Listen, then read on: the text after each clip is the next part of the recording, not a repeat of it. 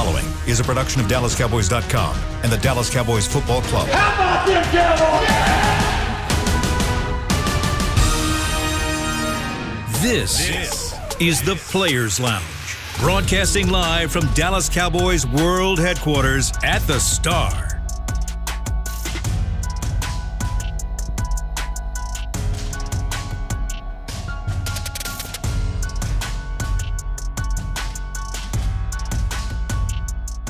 All right, here we are, Players Lounge on a Monday. It's game week. I am Newy Scruggs, longtime Cowboys media member, joined by two former Dallas Cowboys safeties, McCray and Barry Church. They are back in Texas, where isn't it raining? I saw something like it's raining. Yeah, it's still hot. To come through, fellas. It's still hot as hell too. Now it's that sticky, humid type of heat. You know what I'm saying? Where the air is not moving, you walk through it and you can feel it. But it's okay though. You know what I'm saying? We are from Texas now. Church, you've been here for over 10 years, so he's an official Texan, so he understands. He all right. It's better than being up there in Pittsburgh. Yeah, you're right about that. I'll tell you right now. And Newy, what you got going on out there in Oxnard? I said you layered up a little bit, so there's a slight breeze as usual. You seem comfortable, man. Nice. Very comfortable out there. It's a little breeze. It was hot today. I walk on the beach in the morning, so it was a little warm today. Yesterday was a little bit warm on the beach, so just had on a T-shirt. Sometimes, you had to roll out there with a jacket. So I had to take this COVID test. So the Cowboys, David Abruzzi's like, hey, man, you got to come over here and get your COVID test. So he'd be nice, tell me I got to be here before 10. So I get on over here to do the COVID test. And, I need my little jacket on with a little shirt. So I'm over here to get my COVID test. And they said, we'll let you know. And actually, here's the thing about the COVID test here with the Cowboys. Nobody tells you anything. And my daughter had talked to me on the phone. She said, well, Dad, have you passed your test? I said, I don't. It says, I know this. If I had it, they'd have snatched me out of here real fast. No news is good news. Get out of here. Get out. Hold on. Right, exactly. So no news is good news. I got to know. So is the COVID test where they stick it all up in your nose, up to your eye where it start burning and stuff? Ooh. That's that one that you got to continuously get down there? Well, it is your nose, but they're not trying to go back into your brain. They just do a little tickle right around the little inside. So they don't go up in it at all. So they have improved the COVID test. So thank goodness to the ladies here who are getting it done. So, and it truly might last about 17 seconds max and you're out of there. So the Cowboys have made it super easy to get your COVID test. So it's the second one I've had to do, but it's interesting because tomorrow's going to be my last day. Cowboys were off today, so no practice today. They'll practice tomorrow. I've got to sit down with CeeDee Lamb I'm looking forward to. And then Wednesday, I'm going to fly from Santa Barbara back to Dallas, connecting Dallas to go up to Cleveland to get ready for the Hall of Fame game, which the Cowboys are playing Thursday night on Fox against the Pittsburgh Steelers. And so there's going to be a whole bunch of dudes left back here in Oxnard. I'll tell you right now, there's going to be a lot of guys that are not your name player. Basically, so Fox has got, they got Dak and Zeke, Cowboys, Steelers, Hall of Fame. Yeah, they're not going to be there. They ain't, man. You tell so all the stars, they just not going to show up. It's just going. Hold on, wait. They are like not going to the game or just not playing. They're going to be in Oxnard chilling. Why take them? I mean, no. I mean, okay, put it in this fashion. So we know we're still living in a pandemic, right? So why take guys out of state, put them on a plane and take them out of state if you don't have to, if they're not going to play? It really makes no sense to even, have guys. So Tyron Smith's not going to be going anywhere. Tank, Amari Cooper, Dak, these guys aren't going to play. Well, I know how Jerry usually is when you have a Cowboy going into the Hall of Fame. Usually, they pick a few players to go sit and listen to the speech so they can have some type of representation there. I remember we went for, was it Larry? Larry Allen. Larry Allen. Yeah. We went for Larry Smith Allen. And them boys was in. Right. So usually you have some of the older guys, sitting in attendance at those places. So, I mean, you never know. We don't live in that world anymore, Danny. I'll say it must be nice though, because I would have been like, all right, I'll see y'all when y'all get back. What? I have to go. Be watching, man. Hey, put on for us, man. Put on for us. Well, I mean, just honestly, I mean, we're in a pandemic right now. So you don't need to be out here doing that. You got to protect your players as much as you can. So. Look, here's the beauty, especially for me watching camp out here. There's a lot of guys, young guys, who need to play. Guys we need to see play. Guys we need to see, can you transfer what we're seeing here in Oxnard that looks good? Can you transfer that to the football field against the Pittsburgh Steelers. So they're guys to sit there and watch and look out for. I mean, I want to see what Connor McGovern's going to do. I mean, they're giving him a lot of reps here. What does he do? We're seeing Connor Williams play some center. How does he look? So they're guys I want to see. Is Maurice Candidate get out here and continue to make plays on the football field in a game the way he's made them out here at camp? So I'm looking forward to seeing a lot of different guys. So some people at home may say, man, I'm not watching because I don't the quote unquote starters I know aren't there. I'm sitting here intently watching it because so many times I used to call them all Oxnard dudes. They look good in Oxnard, go to a preseason game, and they're terrible. So I want to see who's all Oxnard like Maurice Candidate.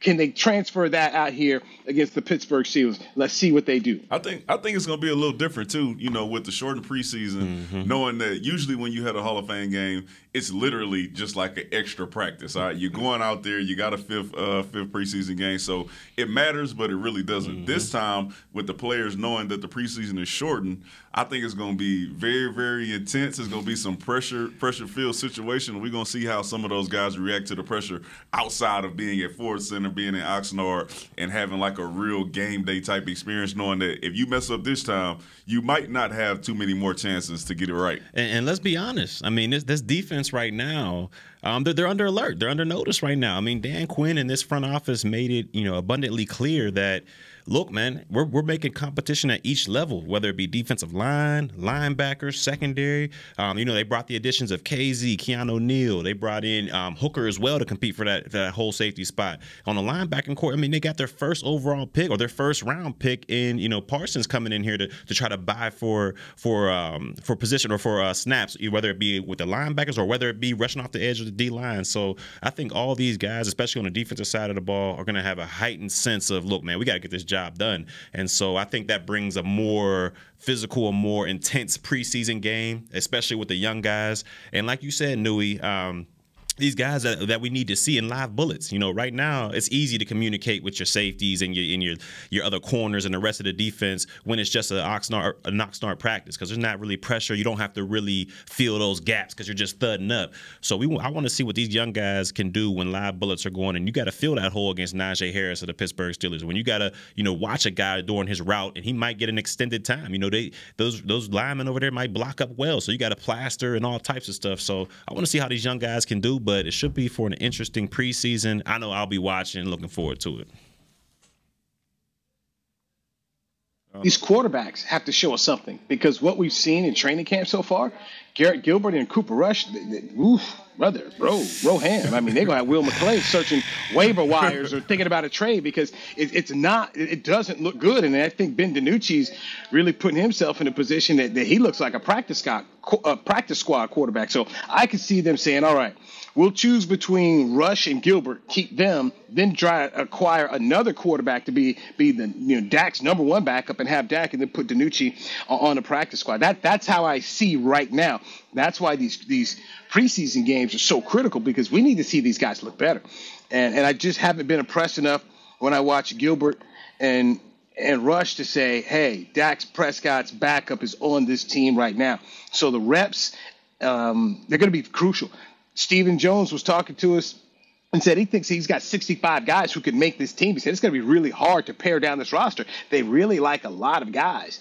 So this is going to be fun, man. This is really going to be fun. Look out for number 17, Malik Turner, the wide receiver. He's made a lot of plays. That's what I want to know. Okay, can you transfer your all Oxnard into a preseason game and show us what you can do against some different competition because he looks like a guy who will make the team. And Simi Fehoko, number 81, the kid they took out of Stanford, right now, Turner from Illinois has outperformed him. But once again, what happens in the preseason? Because if Fehoko has a good preseason, they may tend to say, we're going to keep this draft pick we have versus an undrafted guy. Listen, and I'm just I'm just wondering, okay? I want to know how many snaps my man Parsons is going to get in this game because as much as we keep hearing he's going to be rushing out the edge, he's also going to be playing linebacker. I think it's going to lean more one way than the other, okay? If you have a position that's opening up at linebacker, he's going to be playing more linebacker. If Randy Gregory is showing up how we know he can show up, it's going to be hard to take him off of the field to give Micah Parsons a chance to rush. And we know D-Law is not coming off the field on the other side unless he's injured. So I think I think Michael Parsons is really battling for that starting linebacker spot, and I think seeing him out there, seeing if he's going to be able to turn that all Oxnard, all Ford Center into some real production on the field in a preseason game is going to tell a lot. Well, first, look, I'm going to tell you about Gilbert. All right, Garrett Gilbert. Double G, man. All right, he is a gamer. He might not show up, practice, Oxnard. He might not show up to where we're used to seeing him show up. But he's a gamer, man. You've seen this in the past, Danny, with players, with players that can perform unbelievably in practice, but game time, they sluggish. Well, it's the reverse with Gilbert. So he might be all right in practice, but game time comes, you're going to see it. Listen, one reminder that we do not need is how important the second-team quarterback is, all right? So you telling me that what you know about Garrett Gilbert right now, you know about him right now, you're comfortable with if Dak is out for an extended period of time, Garrett Gilbert being our starting quarterback. No, I'm not saying I'm extremely comfortable with it because of the reports coming out of Oxnard. I'm kind of leery about those. I'm not going to lie, I'm kind of leery. But I will say this: when the guy gets his chance to go out on the field, we've seen it against the Steelers, who were undefeated at the time, one of the top defenses at the time. And he went up in there and shredded them. So I believe he's a gamer when it comes down to it. So I don't got any worries about Gilbert. I think the backup for the Cowboys is right there with Garrett Gilbert. The Steelers almost lost every game after they played us. But before that, they won every game. I'm just letting y'all know. I know, but they won. They still won. But every game that they played, they were they were about to lose. He played his cards right. He played his cards. And then let me get back to Parsons on this one real quick. Now, I understand, we got to get, this guy reps at everywhere because he's a beast coming off the edge. He got sideline to sideline speed and instincts at the linebacker position. But I think you're totally right, D-Mac, when you say we gotta nail down a position for him. Because as a rookie, there's so much on your plate. Being a first rounder, you got your defensive playbook coming in. You got to learn linebacker. You got to learn, rush end on this side. And terminology is going to be a lot different from college. And also, by the way, you took a year off. He was out for that COVID season at Penn State. So I think we need to, nail this guy down as a linebacker. And once he gets special teams. Oh yeah, you can't forget about special teams as well. So I'm like, he got so much on his plate right now that I would like to see them nail something down during this preseason and let him get a bunch of reps at that. If he seems to be able to handle that, then we can see what he can do as a pass rusher and all these other opportunities. But we got to nail him down with something because we've seen in the past where if you give a guy too much on his plate, he doesn't really get good at anything. He just gets okay at a lot of things. So hopefully they nail him down, and because he's a hell of a talent, and I want to see him prosper out there. All right, let me continue that conversation because yesterday after practice, and as former players, Danny McCray, you and Church weigh in on this. So practice is over. Here is Micah Parsons in the middle with Dan Quinn to his left and Mike McCarthy to his right. They start walking down the field, the practice field.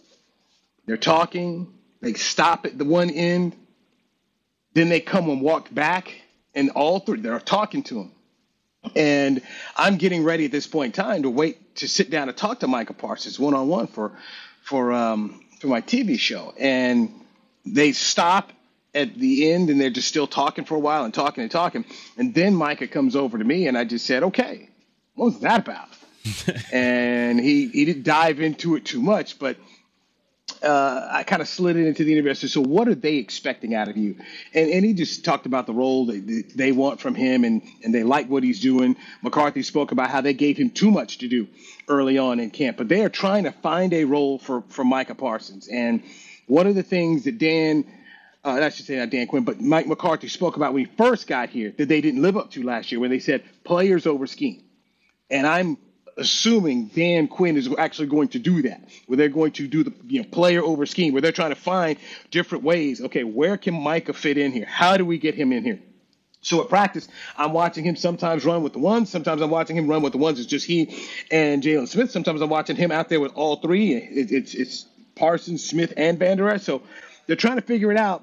And I'll be interested to see if he plays and how much he plays in the Pittsburgh game here and how they utilize him. But they do plan on putting number 11 out there in some packages and figuring out how they can utilize him. They see him as a weapon. So That's what we'll makes me nervous. But believe me, they're trying to figure it out. That's what makes me nervous. When they have this conversation already saying we put too much on his plate, usually it's say, hey, man, we threw a lot at him to see what he could pick up, and then, we'll kind of narrow it down just to see what he's best at. But, like, when they're saying that means they're watching the film, they're seeing him probably play a little bit too slow, overthinking things, and not being able to play fast like they saw him play in college. So they're trying to dial it back a little bit and get him in one position. So to me, they're already seeing him overthinking and not playing as fast as he's able to. And that's what the problem was with our whole entire defense last year. I mean, we've seen it on tape.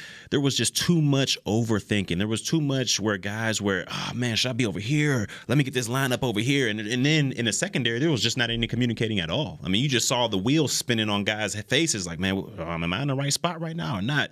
And that just happened for our whole defense last year. And so for them to kind of put him under their wing and just trying to see what he's good at, to pretty much highlight his production out there, I think they're going in the right direction. But like you said, McCray, it makes me nervous already that they're saying, hey, we might have put a little bit too much on your plate. Because we haven't even gotten to pads. We haven't even gotten to live bullets yet. So we'll see what happens. But, I mean, like you said, it's kind of worrisome. Oh, yeah, that is right. They are in pads. But we haven't had any live games. Training camp. Yeah. This Thursday game, if he gets some playing time, those will be live bullets. Will we see him out there, Newy? You think we'll see him out there for this first preseason game? I think we will. But they haven't told us for sure. But I just can't see them not putting him out there. I mean, he hasn't played in 2 years, so he needs to play. I mean, this is a young guy that actually needs some work. So I anticipate him being out there. I'll tell you one guy that I really need to see play because he has not really made any plays at camp, and that's Jabril Cox at LSU. He's just kind of been a guy out there, been running third team. I mean, we just haven't seen him make a whole lot of plays. I don't anticipate him not making the team. He's going to make the team, but it just hasn't maybe it's because we're comparing him to Parsons and seeing how much juice and run Parsons is getting. But right now, Jabril Cox, it looks like there's an adjustment period for him right now. So hopefully we can get a hold of Cox and maybe get an opportunity to chat with him before camp ends, because the media only gets 4 players after each practice.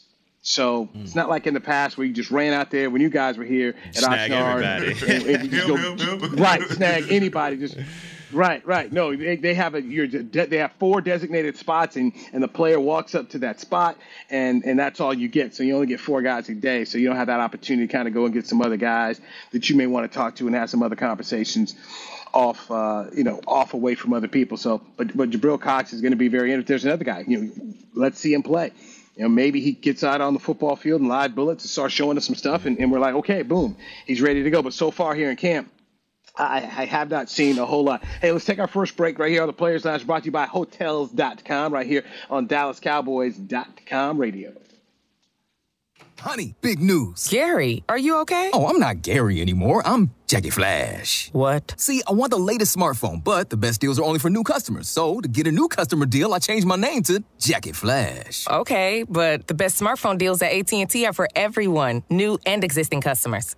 That's huge. Then guess who's getting a deal? Is it Jackie Flash? Jackie Flash.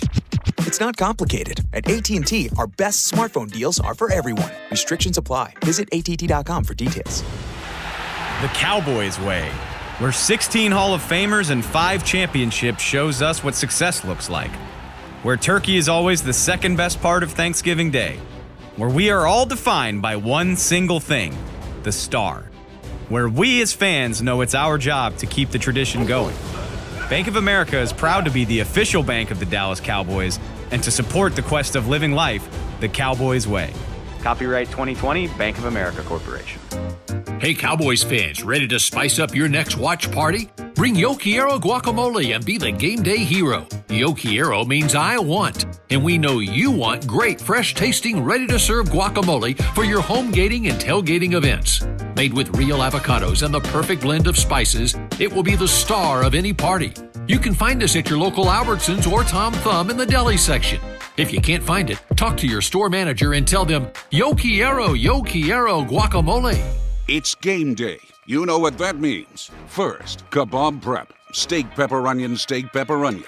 Next, a counterclockwise lap around the room. Now the lucky grease-stained jersey goes on. And lastly, the dance. You know the one. This is a game day ritual no matter where you are. Whether you're traveling to the game or watching from your favorite vacation spot, book a place to stay on Hotels.com and keep the tradition alive and well. Hotels.com, proud partner of the Dallas Cowboys. Back to the Players Lounge.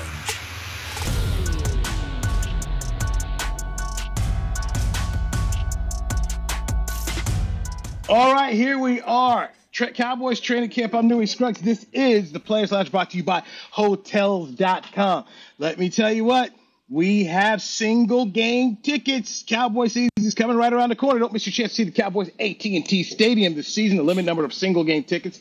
Standing room only tickets are going on sale right now. Get yours today at DallasCowboys.com/tickets. All right, I am here in Oxnard, California. Newy Scruggs, longtime Cowboys reporter, joined by Barry Church and Danny McCray, two former Cowboy safeties. All right, want to throw a couple things out here that I've seen at camping to just kind of get your reaction to.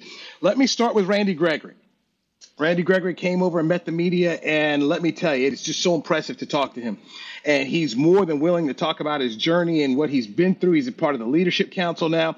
One of the things that he said that I absolutely loved is he talked about how the defense needs to be better.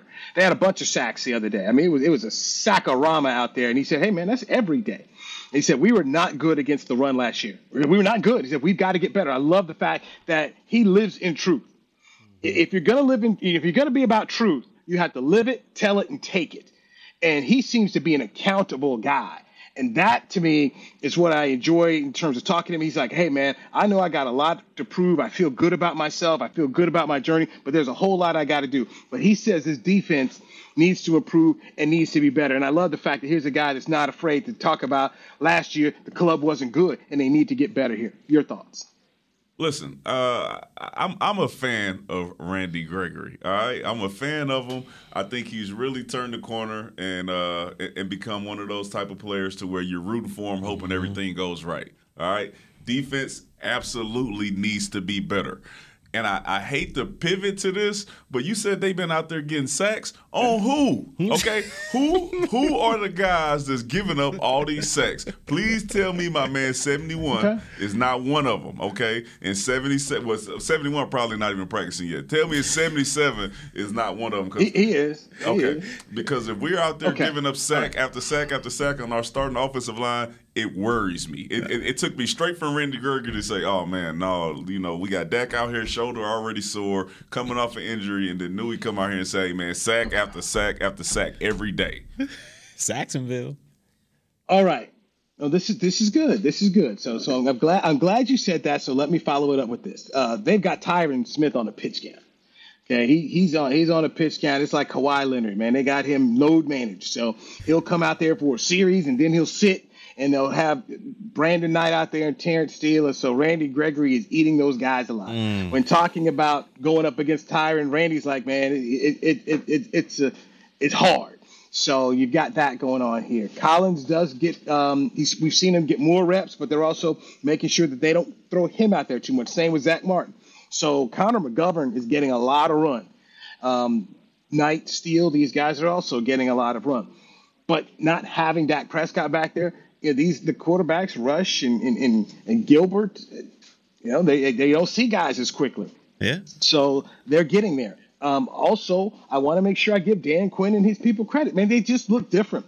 First off, there's energy and there's some juice out there with the defense that we did not see last year. But the defense knows that they weren't good last year, and they want to go out here and put on some good performances. So, yes, the sacks that we're seeing, the interceptions. One day was 5 picks out there, okay? The quarterbacks weren't good. McCarthy admitted it. So what are you supposed to do against guys who aren't, your top-notch guys? You're supposed to get out here and wreck some shop, and so they're doing that. And I'll start off with Randy Gregory first. I'm like McCray. I'm a huge fan of this guy's journey and what he's come from. I mean, he was he had his lows of his lows, and he was able to keep himself accountable and build his way back up to where now. I mean, he's in a great headspace. If you just listen to this guy, speak on his interviews, he sounds like a totally new person, and he's keeping himself accountable as well as the rest of this team. So he's just been. I think he just got. With the leadership council. I think he's on a leadership council as well. So this is a guy that's turned his whole career around, and I'm a huge fan of that. Now, when we get back to this defense, Danny's over here talking about they're going to be top 10 and all this other stuff. I don't know about that. If we can just be middle of the pack, if we can be a middle of the pack defense, which I think we can, the way, Quinn got these guys supposedly flying around the ball, they're communicating well. There's not a lot of busts on defense in the secondary. And like Newy mentioned, this defensive line seems to be getting after the quarterback. So there's no doubt in my mind, I think we can be middle of the pack. And I think that'll be good enough for this team overall. If we can stay healthy, I think this offense can be top three unit in the NFL, and I think they can push the ball down the field and get points. Defensively, we just got to be in the middle of the road, and mainly we got to be able to stop the run. I mean, that was the huge thing last year where Cats were rushing for over 300 yards on us. Almost each and every game there was a guy talking about, man, he's had a career year or he's had a career day against this Cowboys defense. So that's the main thing. If we can shore up this run, I think it'll be night and day for this defense, but we got to go out there and prove it. And so far, Quinn has been doing a good job for this defense. Let's hope it can transition into the regular season. Newy, 2 questions for you. 1, how does Tank Lawrence look? 2, now that the pads are on, how do we look up front on our defensive line with them being able to be in their gap, holding point, fighting off double teams, and how do they look as far as being better at stopping the run? Okay, Tank Lawrence, Amari Cooper, Tristan Hill, these guys are on the PUP list, and so they're with Britt Brown. They are with Britt Brown all the time, so that's all they do. Mike McCarthy says that all the guys, well, he said Cooper and Tank are progressing very well. Tristan Hill, it's going to be interesting to see if he gets activated before the regular season. So I expect him to be on the team, but it's going to be interesting to see about his journey and whether or not he's going to be a guy that we see out there against the Tampa Bay Buccaneers week number 1. So just kind of stay tuned on that. As far as the D-line goes here, it's improved from last year. It truly can't get worse. Yeah. It can't. So what have I seen so far in camp? I saw this crazy thing, guys. I saw some balls batted down. What? Okay.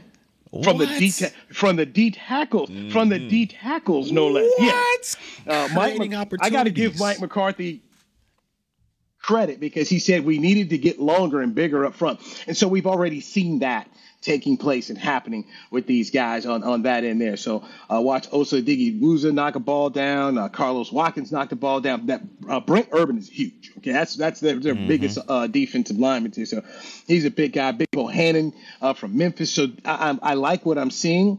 I need to see this now in some preseason games. So that's the next step. Neville Gallimore is looking like everything Church has pumped him up in the offseason to be.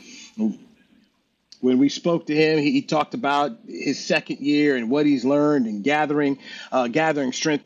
The growth for these second-year players, in my opinion, is going to be bigger than what we've probably seen in any other NFL offseason for guys going from rookies in their second year, because these guys never had a true camp. They didn't have any preseason games. So when you look at CeeDee Lamb at camp, you're like, wow, you're seeing that growth.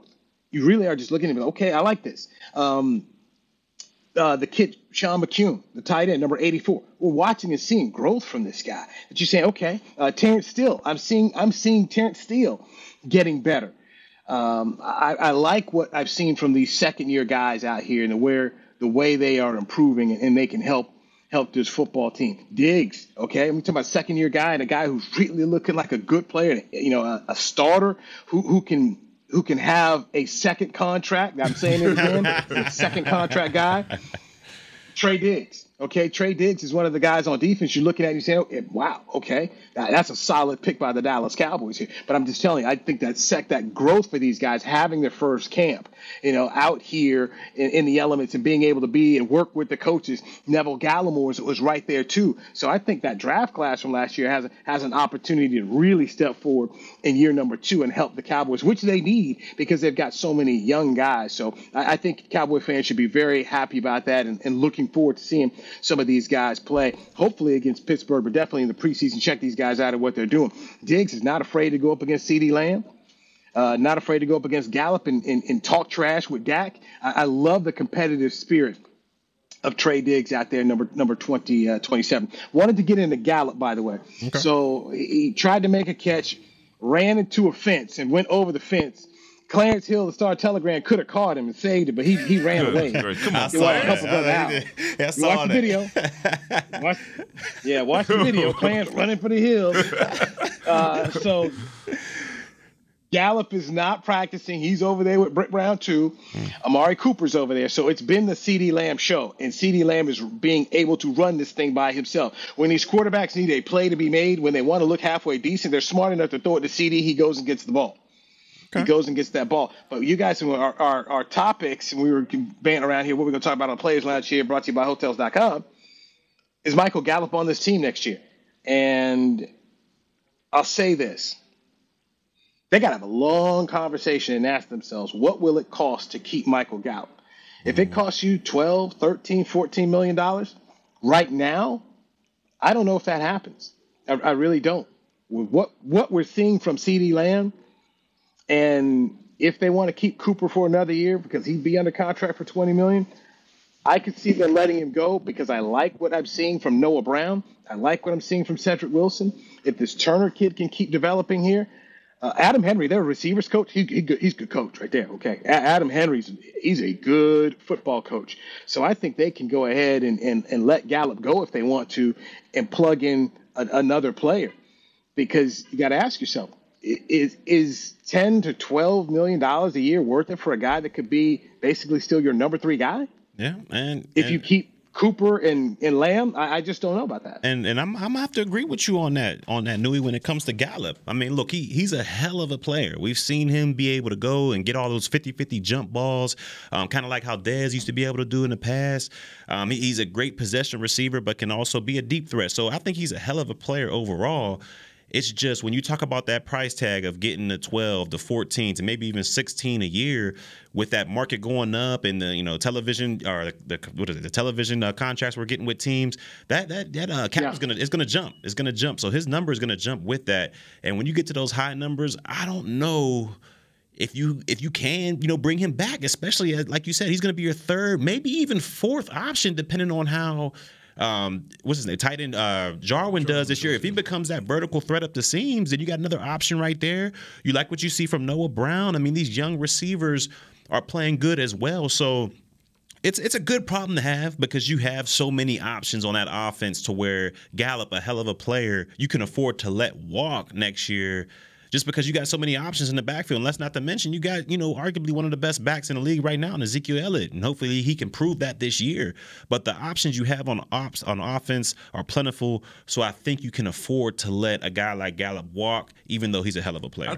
I think it really, a lot of that depends on how this season goes for some of those players that you just mentioned. Yeah. How does Zeke play this year? How does Amari Cooper play this year? Yes. What happens with Tyron Smith? As far as that one goes, as far as how much money you free up. But what about the production from some of these other players that we're saying, listen, if you let Gallup go, it doesn't really matter, because we still got Coop, we got Zeke, all these guys are still performing to the best of their ability in 1,000-yard catching seasons, 16-yard rushing seasons. If some of that type of stuff happens, absolutely, you can let Gallup walk. But if you see another lackluster performance from somebody like Zeke, or you see Amari Cooper have another injury-filled season to where he might not be able to perform to what we expect him to do with the $20 million hit that we're paying for him, then you have to kind of reevaluate to say, hey, which one of these guys should we keep? Yeah, should we keep Gallup versus someone else? All right, so I like the point where you went to, Danny, so let me clarify. August 2nd, this is how I feel about Gallup and what I've seen in camp. Come January of 2022, when the season's over and we can look at the piece of paper and say this is what the season was, yes, it could change. We could definitely be living in a different world. But right now, the world we're living in here and what I'm seeing at camp, where I'm seeing Dalton Schultz make catches, and of course he's a free agent after the year, but I'm seeing Sean McEwen make plays. I'm seeing Blake Jarwin make plays. We're seeing Tony Pollard can still be in this offense and used in different areas. I think they may be able to go ahead and let him go. Now, Mike McCarthy didn't do the drafting in Green Bay. That's what Ted Thompson did. But Mike McCarthy was always able to develop younger guys at the wide receiver spot. And when you got a coach like Adam Henry, I think that this organization can go find some guys who can complement what CeeDee Lamb brings.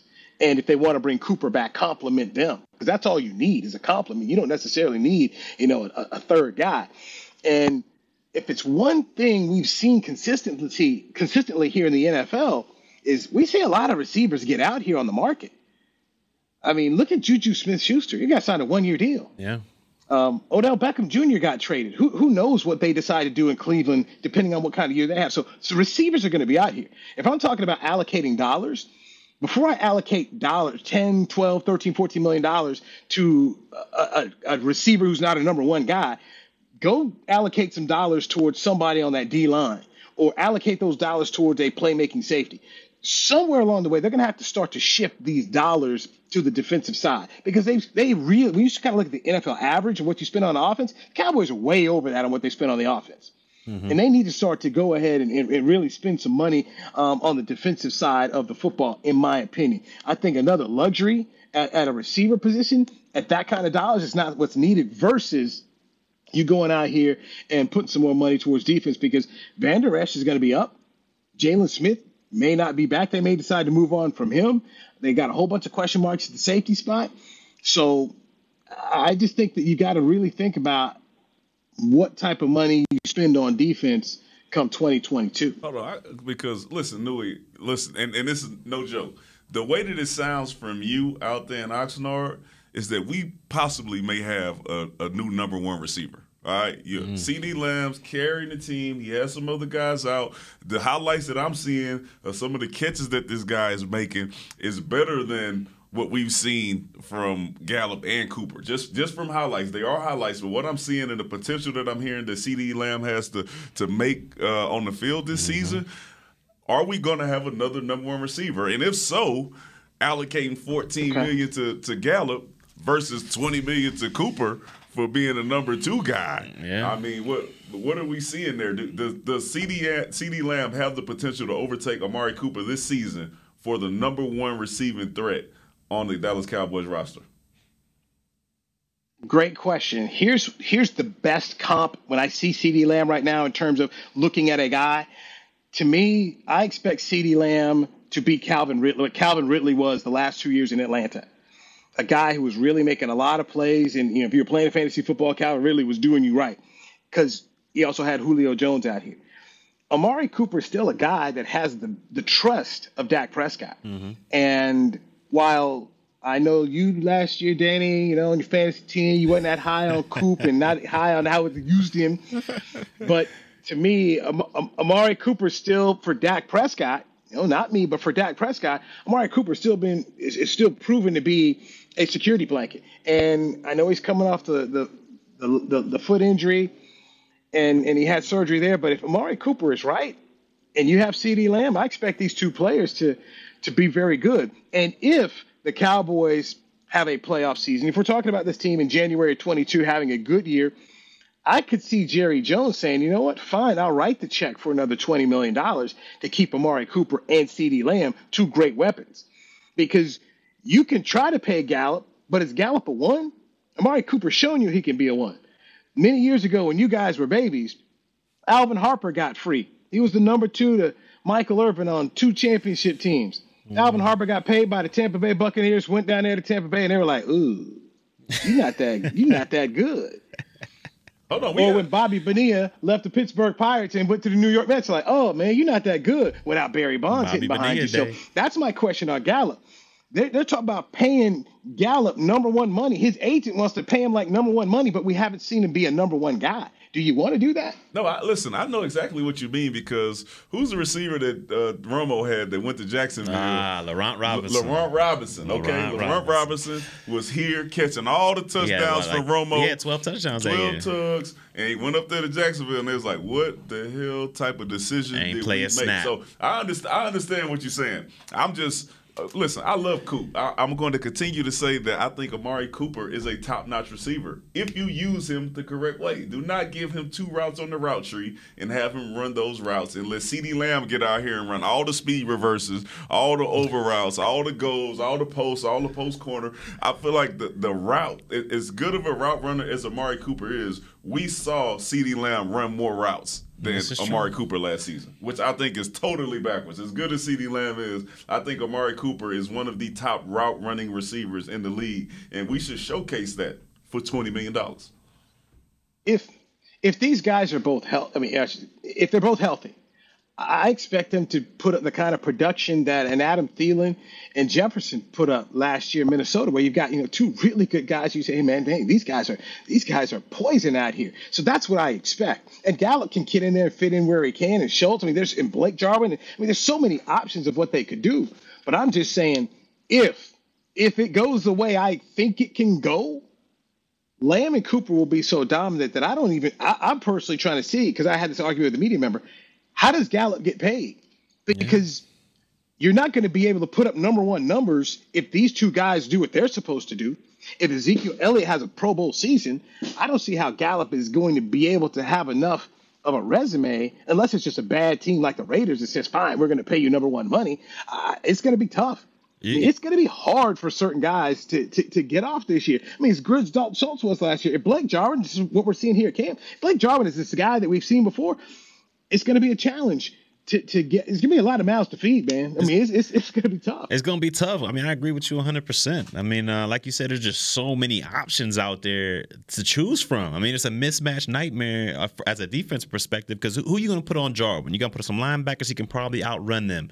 Our wide receivers, you can't double one of them, because the other two, like we think, have number one potential and can go off. So it's definitely going to be a pick your poison when you're going against our offense. But to your point, Newy, it's definitely going to be difficult for Gallup to go off, because you have so many other mouths to feed. Like Cooper out here, he's going to get his probably between 70 and 90 receptions.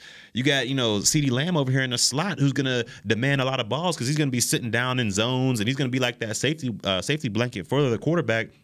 You got an emerging Jarwin in the seam. So, it's just – and then also you got, your $90 million running back in the backfield. You scaring me, bro. Who is like, man, where are my carries at? I can still carry this offense. So, it's a lot of moving parts and a lot of options. It's going to be tough. It's going to be a hard pill to swallow for one of these guys that aren't able to produce the way they think they should be able to. This whole conversation makes me nervous, okay? Because I think all three of us agree that, especially at the beginning of the season, you should come out and you should try to establish the run with Ezekiel Elliott. And we over here talking about 90 catches for Coop, maybe another 70, 80 for CeeDee Lamb, getting some to Gallup, also getting some to Jarwin. Maybe Schultz might get in there. Tony Pollard will have to catch some screens. I'm like, oh, bro. You know who the offensive coordinator is, too. Oh, bro. He playing Madden. I'm glad he not. Listen, don't listen to this show, Kellen. Get out there, get my boy Zeke at least 20 carries a game and about 5 passes. Maximize that, okay? And you will be able to get CeeDee Lamb and Amari Cooper in there, and everybody else get in where they fit in. That's what I want to see. But the way we talking here is going to be, all Madden team we got. Newy, let me ask you, Newy, do you feel as though anybody on this offense has the personality to where they're like, not as bad as kind of like a T.O., but like, man, I'm not getting the rock. I'm out here winning these one-on-ones. Where's my rock at? Where's my candy at? Do you feel like any of those guys out there have that type of personality, or is it just, team first, whatever makes the team go is what I'm going to do? I think it's going to be a team-first mentality, because it starts with Dak Prescott, who's a team guy. Then you got Ezekiel Elliott, who's a team guy. And Amari Cooper, the lead dog in the receiver room, is a team guy. So I don't think that's going to happen. But the offense here is going to have to score 30 to 32 points a game. That's something that the Cowboys are going to have to do every week, in my opinion, if they're going to be a playoff team. They must not be top 10. Top 10. If they give up 32 a game. They don't need to score 32 points a game. No top 10 defense is giving up 30 points a game.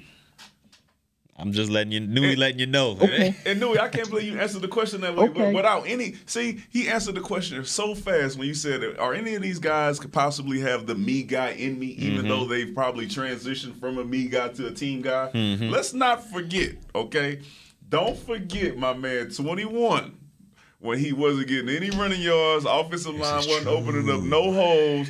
And the big story was, is this dude walking on that interception? Is he walking? Did he walk off the field while the rest of his teammates are running back down trying to tackle a guy who just caught an interception for somebody? Listen, those type of things, and it doesn't make him a me guy. That type of frustration does set in, though, right? When you start losing your opportunities, and then once you get them, you're not getting as many yards, or the catch might be a slant route for 3 yards versus what you used to get when you used to go 20 or 30. It doesn't make you a me guy. It's just, man, I'm frustrated. I know know I could do more, and I'm not getting the opportunities that I used to get. Yeah. I think some of that can set in, All right, especially perfect. for a Gallup who's fighting for a contract. This is true.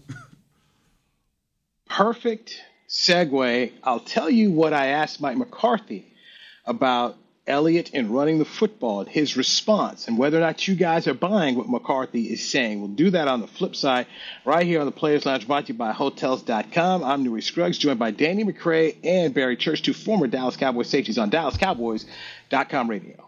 At Smoothie King, we are blending goodness to fuel your greatness. Every blend is crafted to help you achieve your health and fitness goals. Smoothie King uses only whole fruits and organic veggies. You'll never find sugary syrups or artificial flavors, colors, or preservatives. And unlike some other smoothie places, there are 0 grams of added sugar in many of our blends. Smoothie King is proud to be the official smoothie of the Dallas Cowboys. Place your order in the app or online for pickup or delivery. Smoothie King, rule the day. Hey, Cowboys fans, ready to spice up your next watch party? Bring Yo Quiero guacamole and be the game day hero. Yo Quiero means I want, and we know you want great, fresh-tasting, ready-to-serve guacamole for your home gating and tailgating events. Made with real avocados and the perfect blend of spices, it will be the star of any party. You can find us at your local Albertsons or Tom Thumb in the deli section. If you can't find it, talk to your store manager and tell them, Yo Quiero guacamole. The Cowboys way, where 16 Hall of Famers and 5 championships shows us what success looks like. Where turkey is always the second best part of Thanksgiving Day. Where we are all defined by one single thing, the star. Where we as fans know it's our job to keep the tradition going. Bank of America is proud to be the official bank of the Dallas Cowboys and to support the quest of living life the Cowboys way. Copyright 2020, Bank of America Corporation. Hi, I'm Clint Tillison with United Ag and Turf. Before you can park yourself in front of the game, park yourself in a John Deere and power through your chores. Our Land Run package is a 1025R, 25 horsepower tractor with a loader, rotary cutter, and a box blade for $229 a month. And the price you see is the price you'll pay, no surprises. So don't miss another kickoff. Visit UnitedAgAndTurf.com. Offer ends February 1st, 2021. Restrictions apply. See dealer for details. Now let's get to work. Back to the Players Lounge. All right, here we are, Players Lounge. On a Monday, there is no Cowboys practice here. They are off today, officially off today. Not a regeneration day, but they're off today. They are traveling this week to go up to Canton, Ohio for the Hall of Fame game. 3 Dallas Cowboys will get inducted into the Pro Football Hall of Fame this weekend. Cliff Harris, Coach Jimmy Johnson, and Drew Pearson. By the way, get the ultimate fan experience for the ultimate Dallas Cowboys fan. Join Dallas Cowboys United presented by Globe Life, starting at just $20. Join now and get your fan pack, exclusive access to training camp benefits, and more. Visit DallasCowboys.com/United for details and join today. All right, guys. I wanted to get a sense of what Mike McCarthy's offense is going to be. So is it a running offense or a passing offense? And he didn't nail it down either way. He wants to, he says, we need to run the football. He says, we need to be able to line up in 2 back and run the football while everybody in the stadium knows we need to run the football.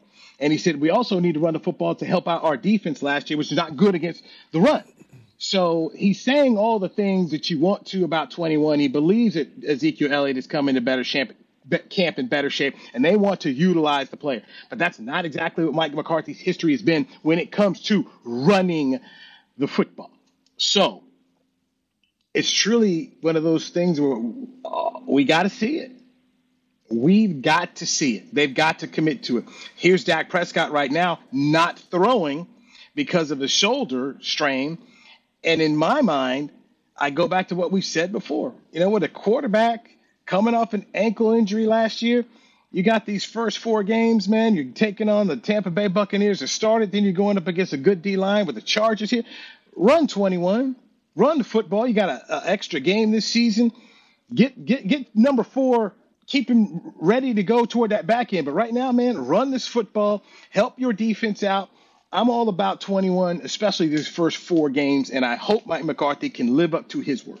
Hey, man, like you said, do we believe Mike McCarthy when he said, hell no, I ain't believing what he got to say talking about going to run the football. We've all seen last year, he said the exact same thing. Man, look, we're going to run the ball. We're going to pound the ball. This is the first time I've gotten a running back that can do what Ezekiel Elliott can do. And, man, we proceeded to go out there and throw the ball 40 to 50 times like we were out there playing Madden. I don't believe it. Like you said, Newy, I need to be shown. I need to be shown that we're going to turn around and hand the ball off to Zeke 25 to 35 times. Like you said, with the schedule we have set up, the hardest part of the schedule is going to be towards the end, where those last 5 games are road games or division games, and that's probably where the division is going to be won in that last stretch of away games. So we got to take advantage of this early portion of the season. Like you said, we got Tampa Bay, we got a couple other teams, but we got to pound Zeke and establish dominance from the beginning. Like, look, we're going to be a run team, and then we're going to work off of that. I think that's when we had the most success. I mean, Danny, you always talk about it. 2014, 2016, we ran the ball with DeMarco Murray. We were able to give our defense a hefty break in between, so they were coming out fresh, and we were able to take the ball away. And I think that's a great formula for winning. It happened the same thing in 2016. We pounded the ball away with Zeke. But like you said, Newy, coming off an injury, a huge injury like that, we need Dak Prescott to get slowly acclimated to the season. We don't need to just throw him out there and have him out there running around, throwing the ball left and right like he's Patrick Mahomes or something. We need to establish this run game, get some play action off of that, and I think we'll be able to win these games. But if we're going out there like we did last year, just throwing the ball all over the place, it has an opportunity for, knock on wood, but it has an opportunity for Dak to get hurt and this offense to struggle. So overall, I think we need to stick with this run. But do I believe we're going to? Not at all. Not at all. Oh, Newy, good. You just brought up a good point. Listen, last year, for whatever it was, we already kind of knew that Kellen and McCarthy weren't really that big on the run, but they also had a pretty good excuse after a while because Zeke was not holding on to the ball. Has my man been looking better as far as ball security out there in Oxnard? Yes. Okay. Yes. And I go back to accountability. He's admitted last year he wasn't good. He's admitted that he put the team in bad positions and didn't take care of the football. So he has something to prove, and he felt like he let the team down. So the way to turn things around is to admit that you are a part of the problem and that problem needs to be fixed. So I like what I heard from Randy Gregory about how to fix this defense. I like what I've heard about Ezekiel Elliott and his role and what he needs to do to improve. Even Dak Prescott spoke about how, hey, man, I'm turning the football over too much. These are things I need to stop doing. So what we've heard is accountability. What we see, well, that's the next thing. And we're not going to be able to see some of this until we start playing some football games here. But at least I'm hearing what I like. And even from Mike McCarthy, who last year kept talking about players over scheme. On the defensive side, that was not it. Right now, what we're seeing here is we're seeing them live up to what they said. Jerry Jones said he's going to give everybody a mulligan, so let's see what they do with this mulligan based off what happened last year and what they do this year. But I go back to some Bill Parcells who should say, all I can go by is what I see. Jerry Jones telling a whole bunch of lies, okay? All right, Mulligan, David versus Goliath. Okay, look, I don't know what flip has been switched over there with Jerry, but he is deceiving us. Okay, it's no way in the world that Jerry Jones is gonna forget about what happened last year in the Mulligan. All right, if there is a repeat of that, people getting fired. Yeah, and the Cowboys have never been a David. All right, I know that's coming up. Never been a David, and there's nothing in Jerry Jones' mind that's letting him really believe that we're a David out here going up here against some Goliath. Yeah, and I don't want to hear none of that David Goliath either. I mean, it's.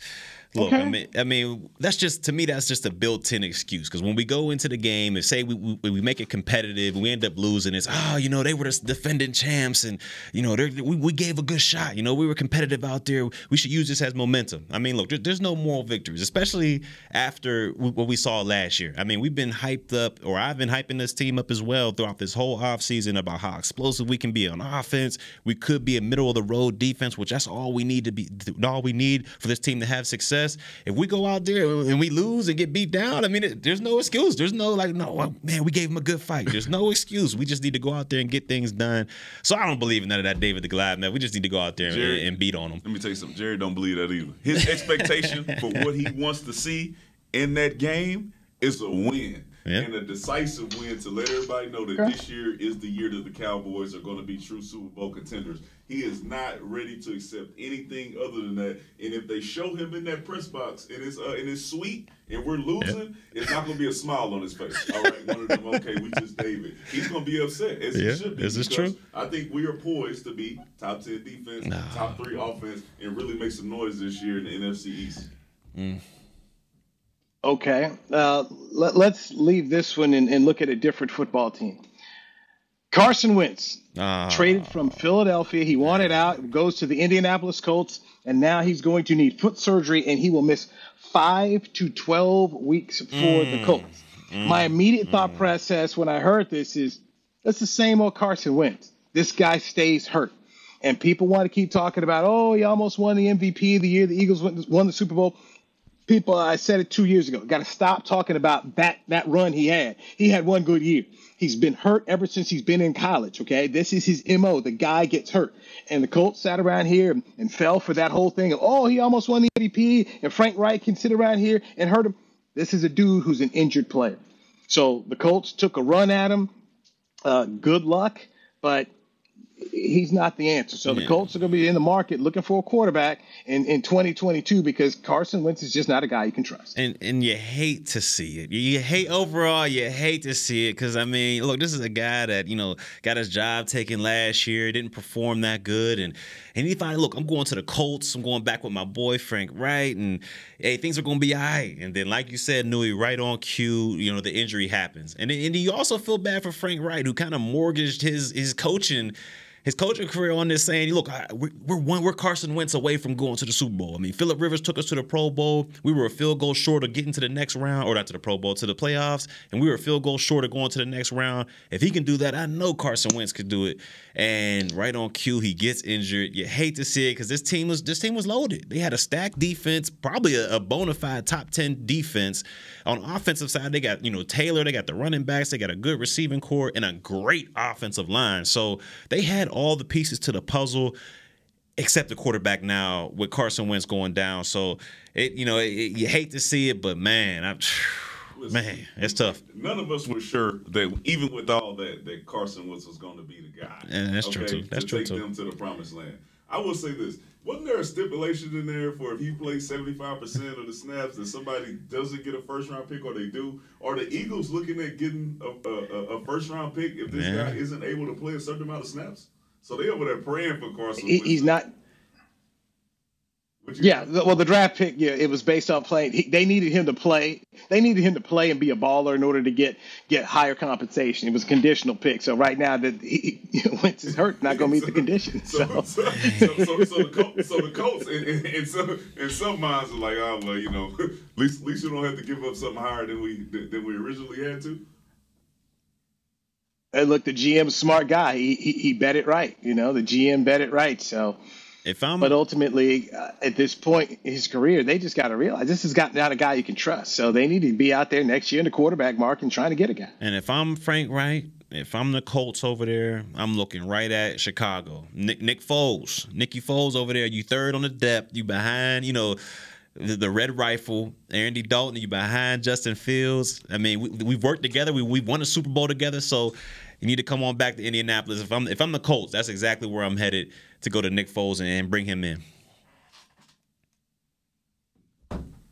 That's it. We'll see. Shout out to him. He won't be on my fantasy team. I mean, once again, we're counting on someone who had a magical run and has not had that run since to somehow save this football team. I don't know. After a while. Maybe they trade for Double G. Double G staying here. He's going to be the backup, right? He's going to be the number 2. Maybe they trade for Double G. They looking for a guy in church. Call up Flus. I ain't doing it. Double G right here. Double G staying right here with us. All right, that is the Players Lounge from today. I'm Newy Scruggs here in Oxnard, California. 2 former Dallas Cowboys safeties, Barry Church, Danny McCray, join us from the Star in Frisco. We will do this again tomorrow, okay? So we're back here tomorrow for the Players Lounge, brought to you by Hotels.com, right here on DallasCowboys.com radio. This has been a production of DallasCowboys.com and the Dallas Cowboys Football Club. How about this?